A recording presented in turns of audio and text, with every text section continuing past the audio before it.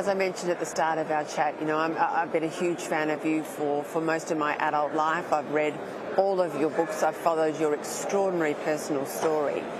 I think you are incredibly brave, and I think you are prescient in the sense that you warned the West about these issues 2 decades ago, and here we are. One of the things I've noticed in recent years has been you've had a huge personal journey in terms of faith. Tell us a little bit about that journey from being a Muslim, Islam, through now to Christianity.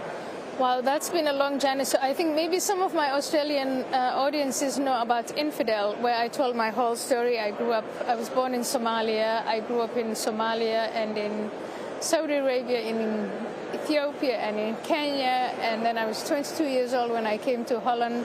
My father had arranged someone for me to marry, and I didn't want to marry him. I didn't want to live with him. And so when I was in Germany on my way to Holland, on my way to Canada, instead I went to Holland and I asked for asylum.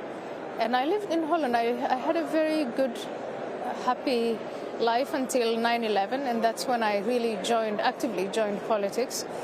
And a year after that, I said, I'm not a Muslim anymore. That put me in a lot of trouble.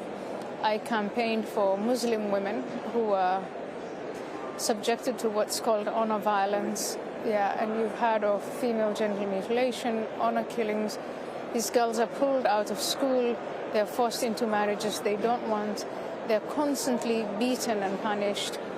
And I did, for a while, I campaigned to bring about awareness to their plight. Well, I've watched you move around the room and at this conference, and I think there's a lot of people that have the same feeling as I do. You're a rock star here, Ayaan, and I am so delighted to have had you on the program.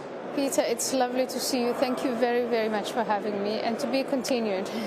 To be continued. Yes.